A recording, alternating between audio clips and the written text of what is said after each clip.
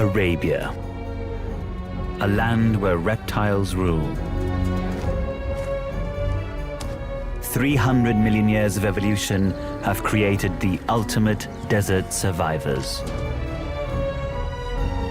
They're masters of saving energy, but can strike in an instant. They can make a small meal last a long time. Each creature has a way to cope with extremes. They change their behavior as the sun changes position in the sky. Here, the heat of the desert is no match for life in cold blood.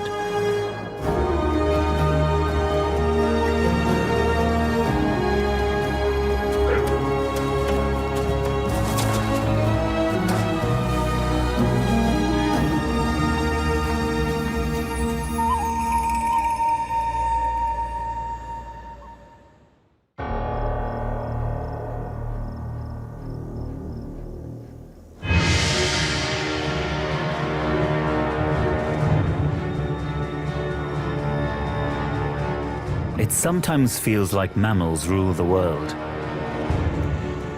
There are well over 5,000 species, colonizing every corner of the globe. But in Arabia, it's a different story.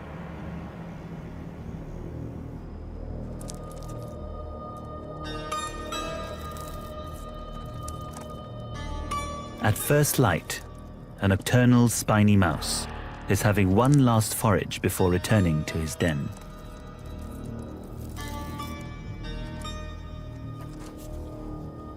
But it lives in a land where reptiles rule.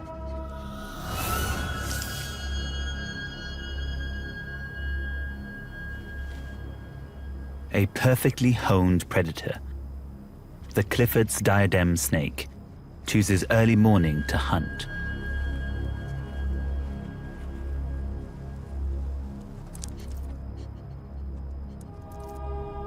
The 2-meter diadem has large eyes and chemical detection to track the mouse down, even in the dim morning light.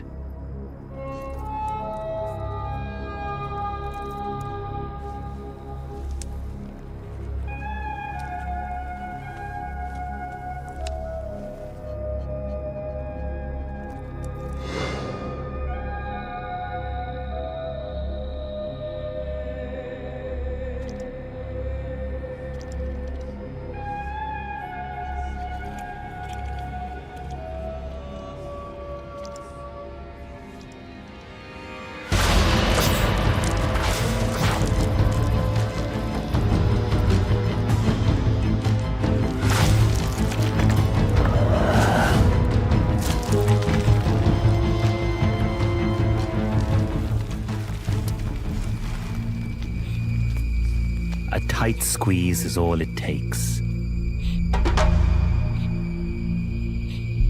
Each time the mouse exhales, the embrace tightens.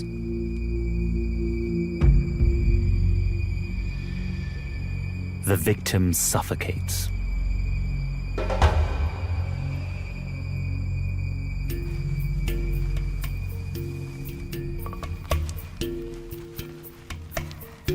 The bones of the diadem's skull are loosely attached with rubbery ligaments, so they can expand and move independently to walk the prey through the jaws.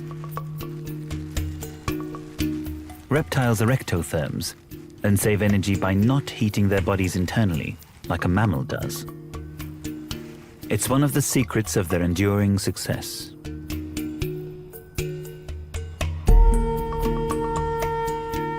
Snakes can survive on just 50% of their body weight in food each year. The mouse meal could keep the diadem going for months.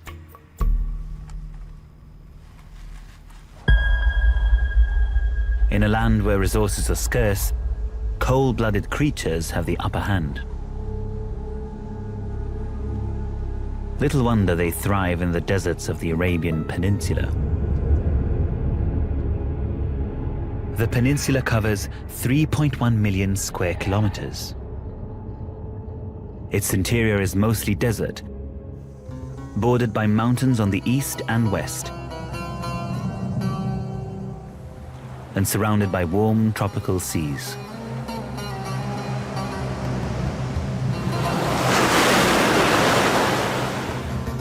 Among the mountain ranges, valleys offer cooler conditions where vegetation can grow. The habitats are diverse, but reptiles have evolved to exploit them all.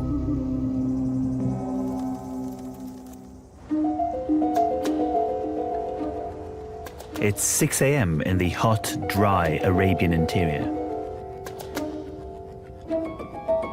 The temperature is already 26 degrees Celsius. It looks barren and is almost devoid of water. But the harsh terrain is teeming with life.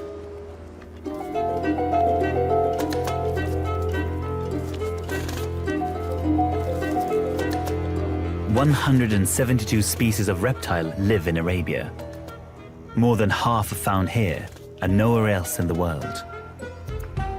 One of the biggest families, with 17 species, is the agamids. Like all reptiles, they start their day basking in the sun to warm up. Reptiles are like living solar panels, absorbing the sun's heat and using it as an energy source to power their bodies. Being ectotherms, or cold-blooded, doesn't mean reptiles are cold. It means they cannot regulate their temperature internally. Instead, they warm and cool their bodies using the environment around them. The toad-headed agama is specialized in making his living on the rolling sand dunes of the desert.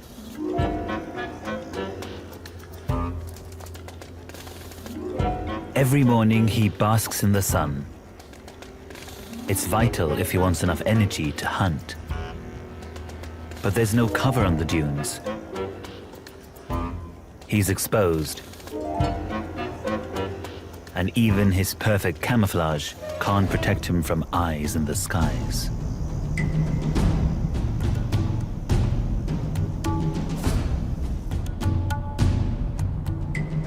The eagle has impeccable vision. It's capable of spotting a desert hare from 3 kilometers away.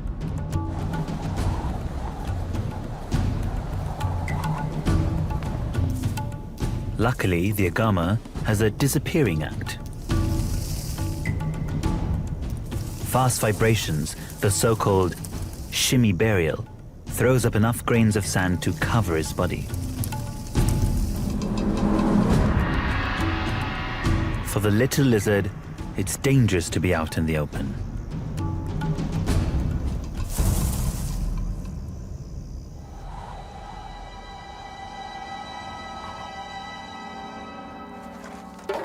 But the biggest of the agamids seems a lot less concerned as he begins his day.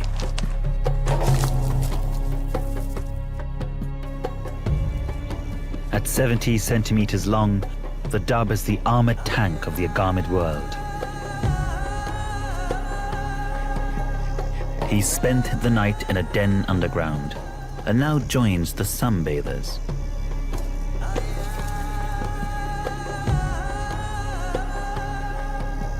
His body is armored with tightly packed scales made of keratin, like fingernails.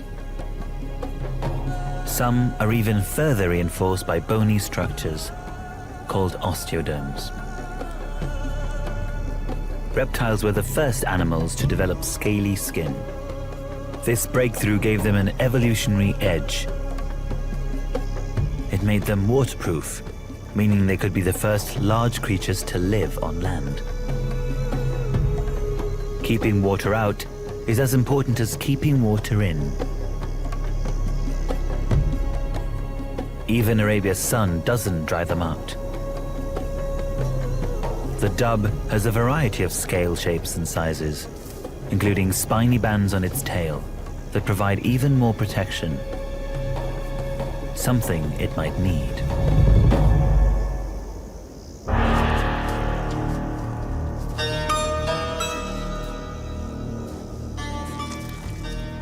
This is a monitor lizard, close cousin of the infamous Komodo dragon, and the undisputed king of the sand dunes.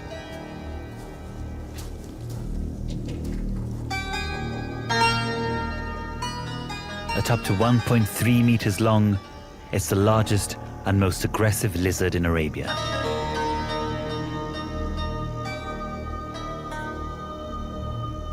But during early mornings, while the sun's still weak, all reptiles are taking things slow.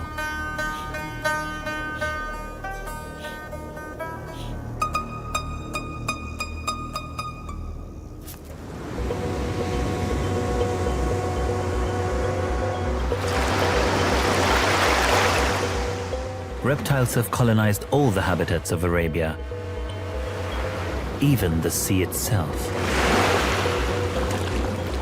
But as the sun rises over the waves, things seem to have gone awry for a pair of marine inhabitants.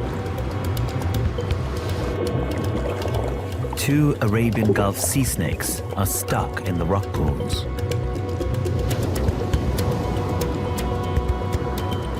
These are among the most venomous animals on Earth, with the power to kill creatures many times their own size.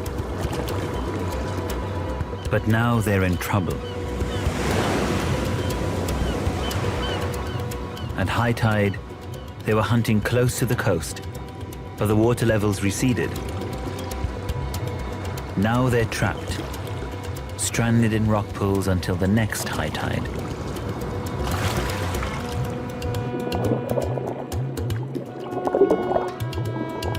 Sea snakes originally evolved on land, but 6 million years of evolution have adapted them to a life beneath the waves.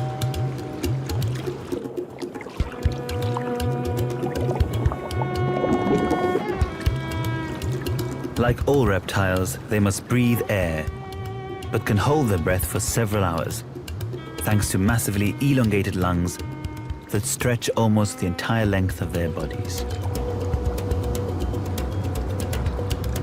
Their flattened bodies turn their tails into paddles to help them swim.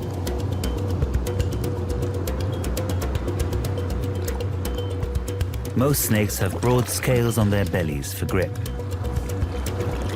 Sea snakes sacrifice these for streamlining and are covered in smaller fish-like scales.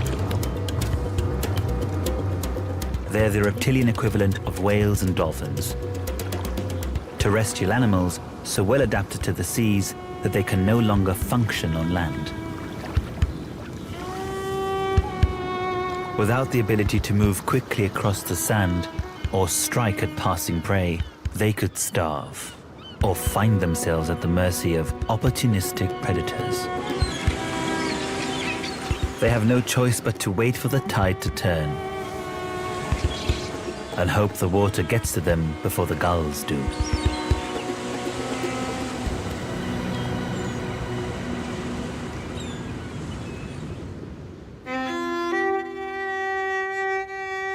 By 9 a.m., it's over 37 degrees. At this temperature, reptiles are in their prime.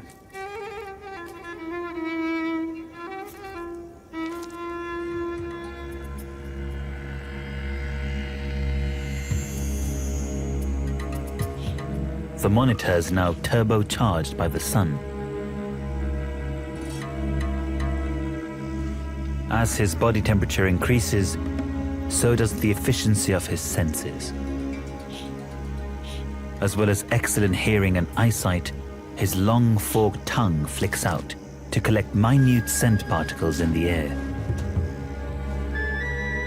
Each prong of the fork works independently. It can tell which side the strongest scent is coming from, giving it directional smell.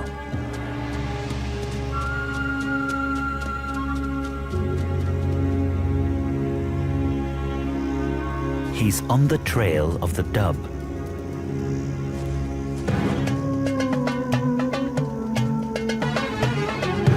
But the dub sees it coming.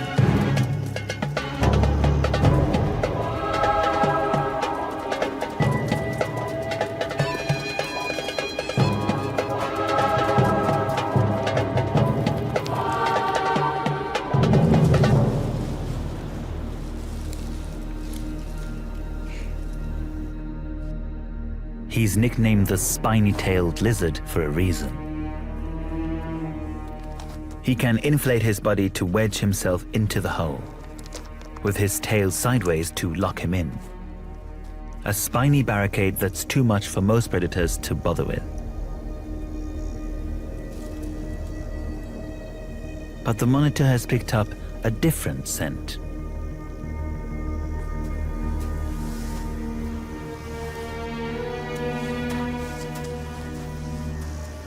This is a rare find in the desert.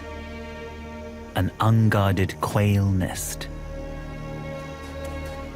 But just when he's ready for breakfast, something else catches his eye.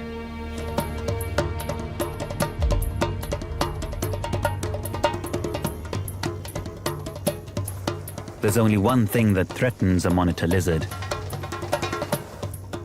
and that's another one. But the second lizard is smaller. It flattens itself against the dune, hoping to go unnoticed. Monitor lizards are all about personal space and won't hesitate to fight over resources. The eggs can wait. The threat's too much for the smaller one.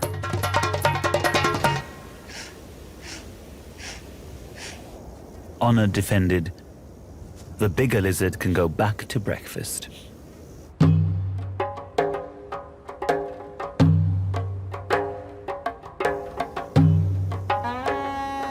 Many of Arabia's reptiles are territorial.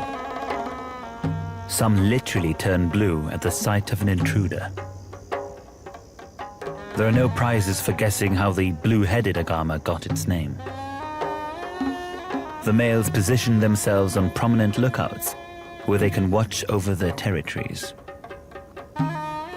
They're looking for females.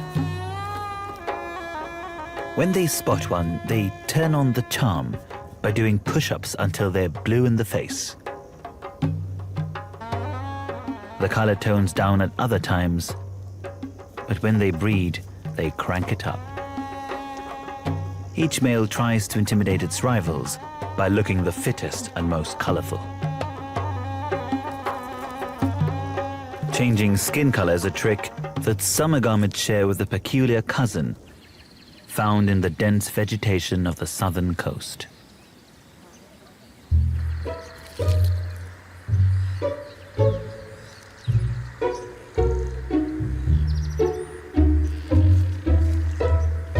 There are about 200 species of chameleons spread throughout the tropics.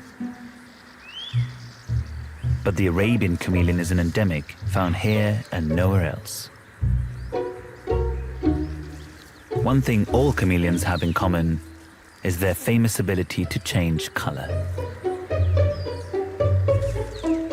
As this Arabian chameleon stalks through the branches, pigmented layers of skin, rich and expandable color cells, move over one another to change the way they reflect light, effectively enabling him to change his color. His varied wardrobe can be used for many purposes. To stand out and communicate with other chameleons, to blend in and go unseen by his insect prey, or to lighten or darken his color to reflect or absorb the sun to help with temperature control. His feet are unlike any other reptiles. He has the typical 5 toes, but they're fused into 2 bunches, making them look a bit like mittens. They're perfect for maintaining a grip on the branches. His arboreal life is further stabilized with a long prehensile tail. A lot of the comical chameleon's character comes from its extraordinary eyes. The tiny pinpricks between its eyelids can be rotated independently, enabling it to scan through 360 degrees. Its brain can interpret the information from each. It's like watching 2 different movies at the same time.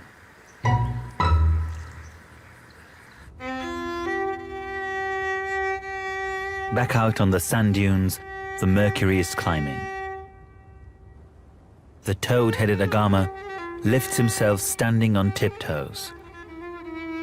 This allows cooling air to circulate around his body and minimizes contact with the hot sand.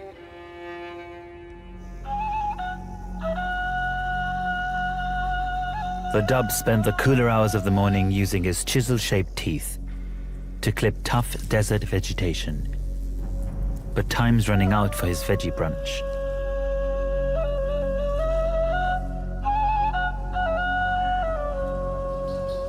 By late morning, the air temperature can soar to a scalding 49 degrees.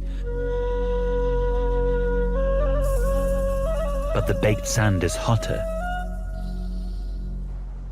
nearly 64 degrees to the touch. Too hot for reptiles. This heat compromises their endurance. Even the desert-dwelling dub retreats to the shade of his burrow for an afternoon siesta. Underground, the humidity can stay as high as 80%, making it a comfortable retreat, even on the hottest of days. Several dubs share the system of tunnels, which can be over 10 meters long. They also tolerate squatters like beetles, geckos, and even birds. Because sand burrows often collapse, they dig on the gravel plains that run under the sand for stronger structural support. The colony of lizards will use the same burrow for many years. This lush green seems a world away from the sandy desert, a rare oasis created by a natural spring and rain. Here, vegetation shades animals from the burning sun. Trees provide shelter, but also cover for some deadly hunters.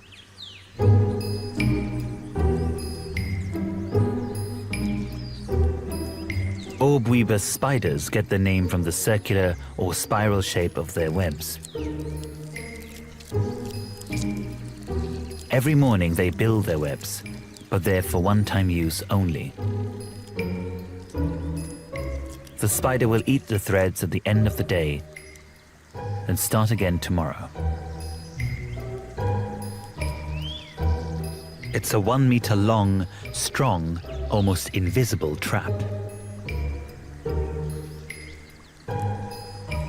The sticky threads will snare any insects that pass too close.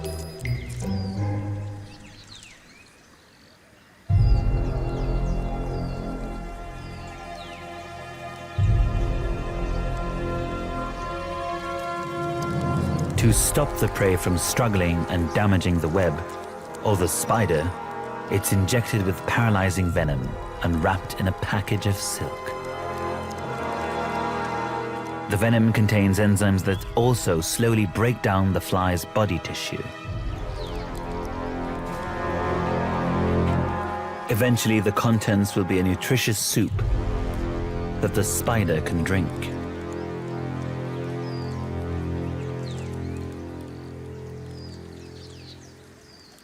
Despite its 10-centimeter leg span, the hunter can become the hunted.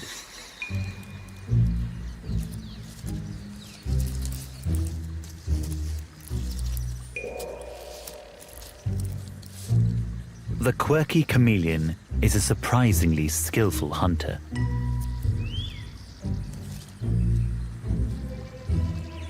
As it stalks, it rocks gently, mimicking branches blowing in the breeze, making itself invisible to its prey.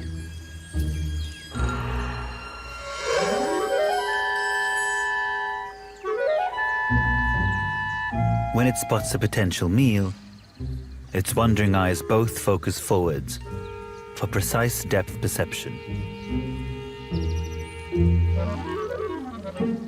Once in strike range, it can deploy its weapon.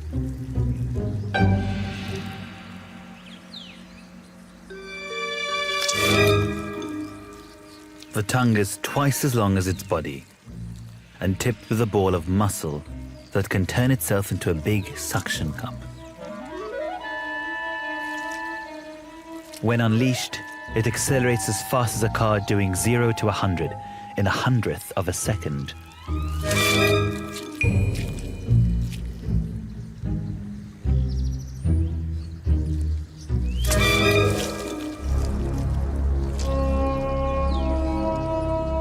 Unlike the reptiles in the desert, the Arabian chameleon can stay active throughout the day.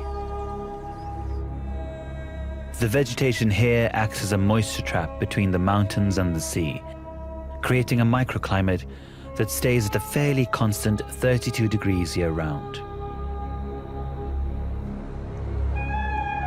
On the other side of the mountains, it's dry and very hot.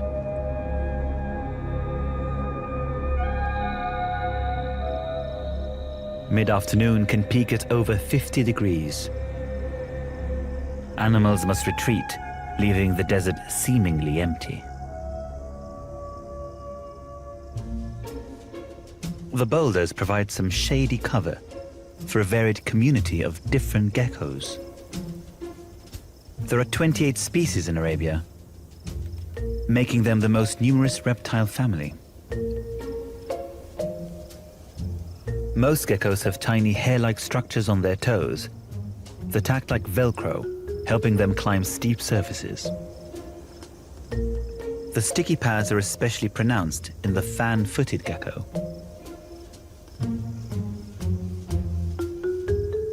Like most geckos, it's a creature of the night with large, sensitive eyes.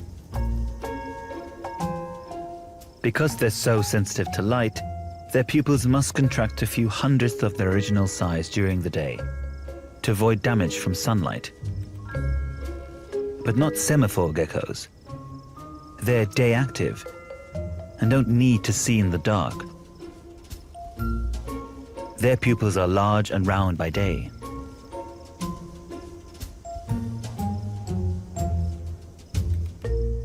They're called semaphore geckos because unlike other species that communicate with sound, they communicate by waving their tails like flags.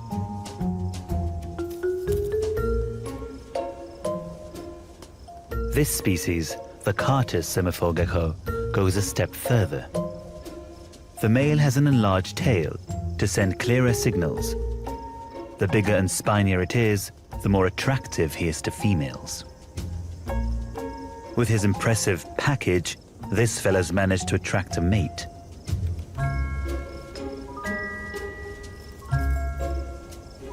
She's had a growth spurt and has just finished shedding her skin. Rigid scales can't expand, so as a reptile grows, it must shed its skin and grow a new one, with a little room to spare.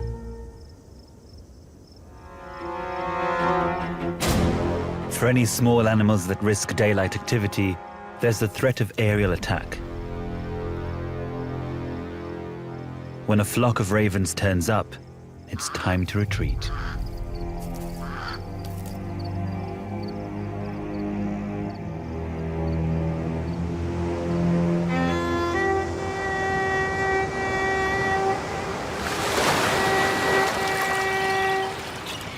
The day is almost over on the coast.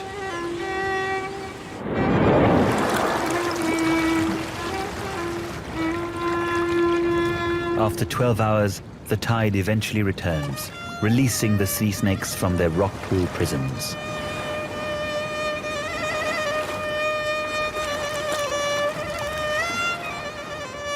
They can finally return to the sea.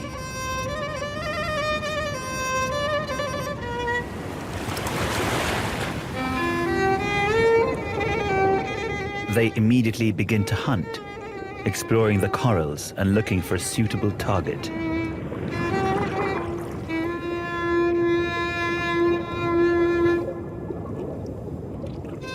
Like its cousins on land, the sea snake has a forked tongue, but only needs to extend the tips to taste traces of prey in the water.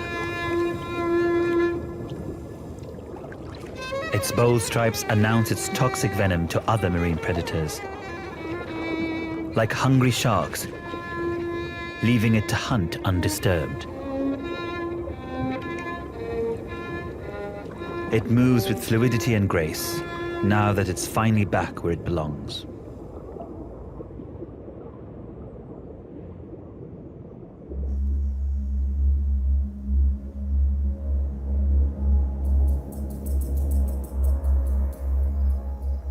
As the day moves on, the temperature slowly drops. For many animals, this is the time to get more active. But not for all of them.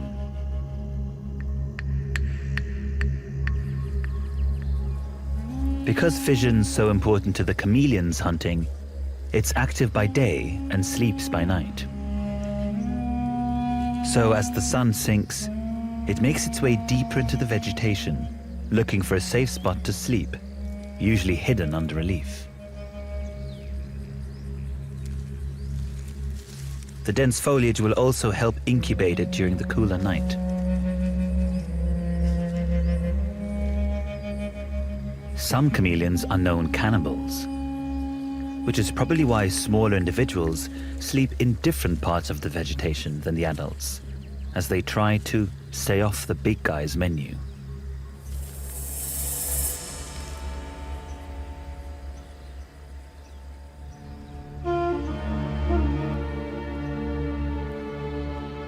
Once the sun sets, the temperature on the sandy desert drops quickly. By 6 p.m., it's a slightly more comfortable 37 degrees. The dove has had an evening snack of desert plants while it was cooler.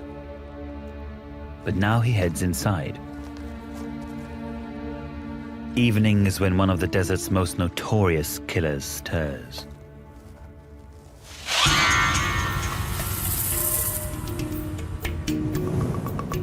A horned viper, armed with potent venom, is ready to hunt.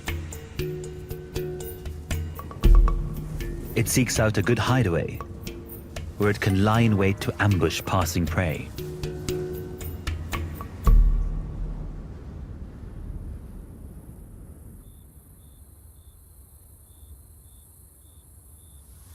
A hooded malpolon is also preparing to hunt.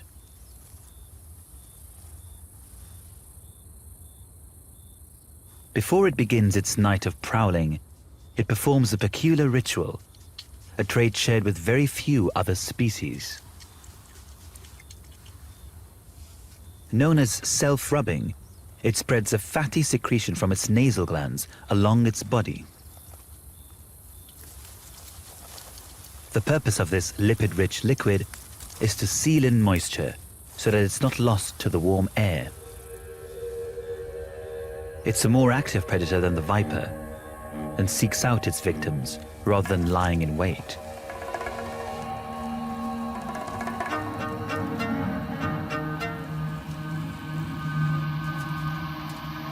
Rodents have spent the day in their underground burrows to stay cool.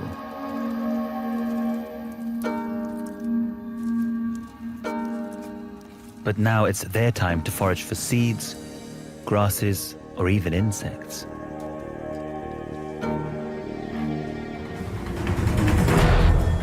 The malpolon is quick to spot a potential meal.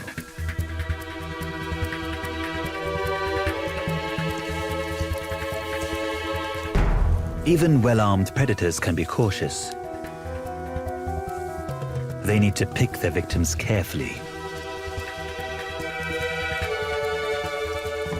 From ground level, this gerbil looks pretty big. Like all rodents, it has self-sharpening, chisel-shaped teeth and sharp claws. The snake is only likely to strike if the rodent turns to run, giving the snake a clear shot at its unprotected back.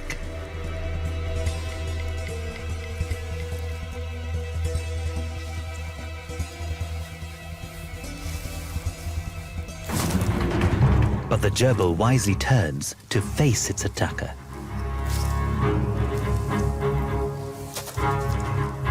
It chooses fight over flight.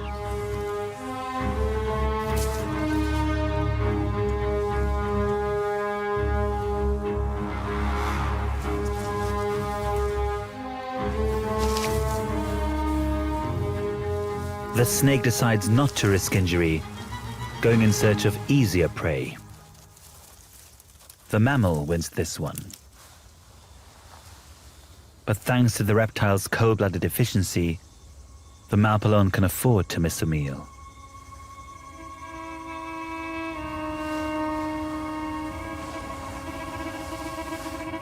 Creatures tucked up safely in their burrows don't escape the dangers of the night.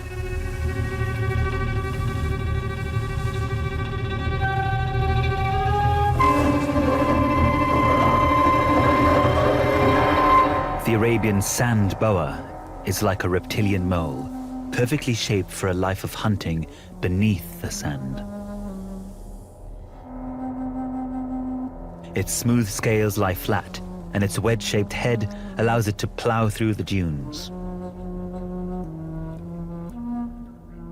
It will lie buried, with only its eyes at the surface, to watch for passing prey, like insects and small lizards.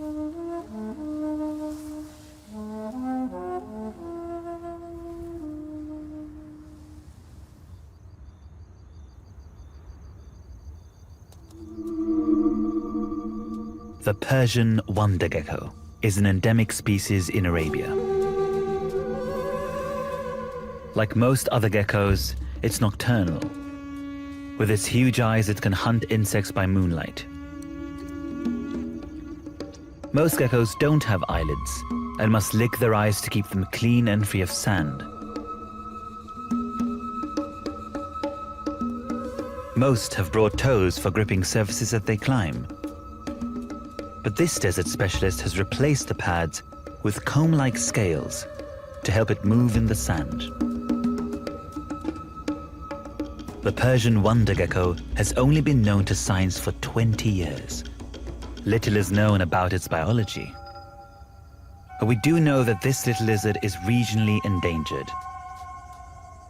Habitat loss means it is facing extinction in the wild.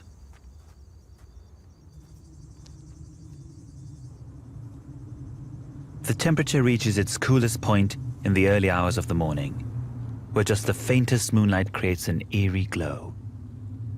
Both air and surface temperatures have stabilized at a comfortable 25 degrees. Perfect for a sand gecko to hunt.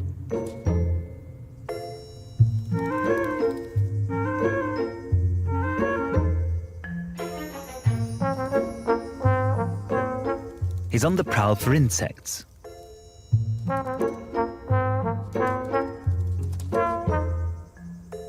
The gecko uses its huge eyes, pupils fully dilated, to trap any moonlight. He's not the only hunter on the prowl. The horned viper is also looking for a meal.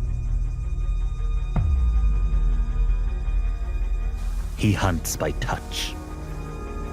He lacks external ears and can't hear, but the inner ear can detect even the faintest vibrations of prey moving nearby. It knows something is there, but it can't seem to pinpoint it. The gecko has the advantage. It can open its pupils to more than 300 times their smaller size to capture even the weakest light. With its perfect night vision, the gecko can stay one step ahead.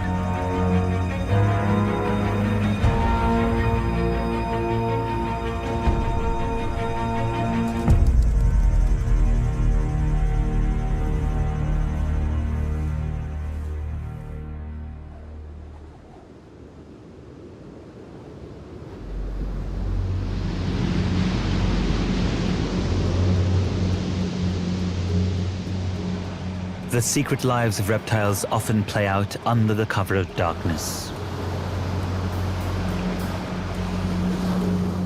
In the early hours of the morning, Arabia's biggest reptile is on a mission. A loggerhead turtle, the largest of 4 endangered species of sea turtles that breed on Arabia's coast. Like all reptiles, sea turtles evolved on land. It was during the reign of the dinosaurs that they expanded their range, conquering the sea itself. Now, sea turtles are totally designed for life underwater.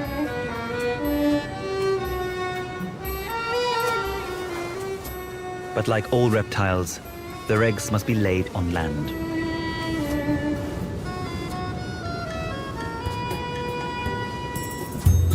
Females travel vast distances to their breeding beaches, to the exact same spots where they themselves hatched, to dig a hole and deposit their eggs.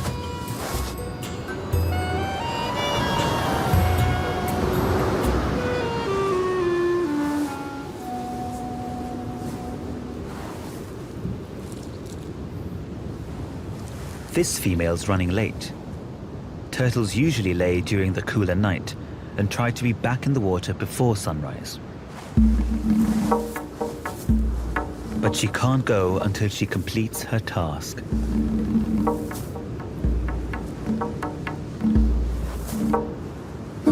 She's very precise in the construction of her nest. The depth will determine the temperature of the eggs. She's aiming for 28 to 32 degrees. If she gets it right, the warmer top half of the nest will produce female hatchlings, and the cooler lower half will produce males. If she gets it wrong, the whole clutch will be one sex.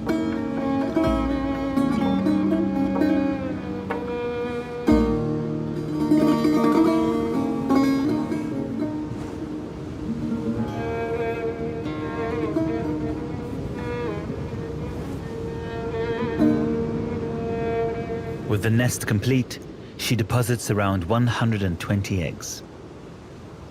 A rubbery tube, called a novipositor, extends from her tail to ensure she puts all her eggs in one basket.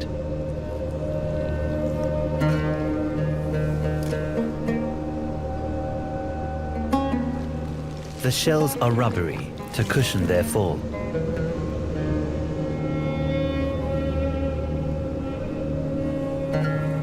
Like most reptiles, she won't play any role in caring for her young.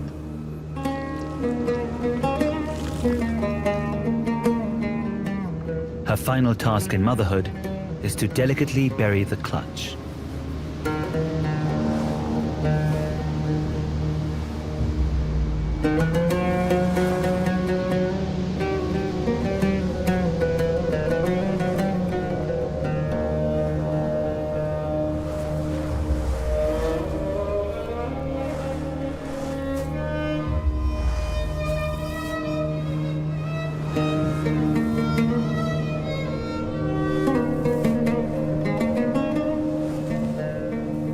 The eggs will hatch in 40 days or so,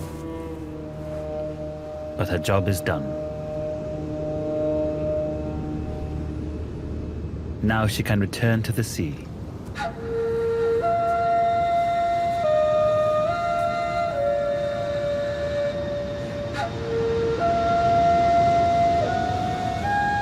She won't set foot on land for 3 or 4 years, when she returns to lay again.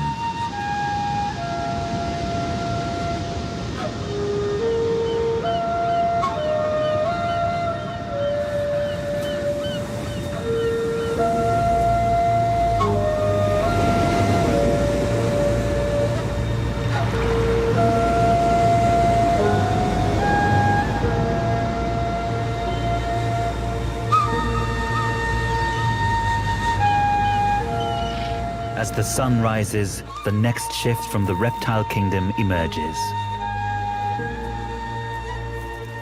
Ready to exploit Arabia's gift, the sun and its life-giving energy. As their ancestors have for millennia, they recharge their batteries, ready to face the challenges of a new day. Here, Cold-blooded creatures have the upper hand. A land where reptiles rule.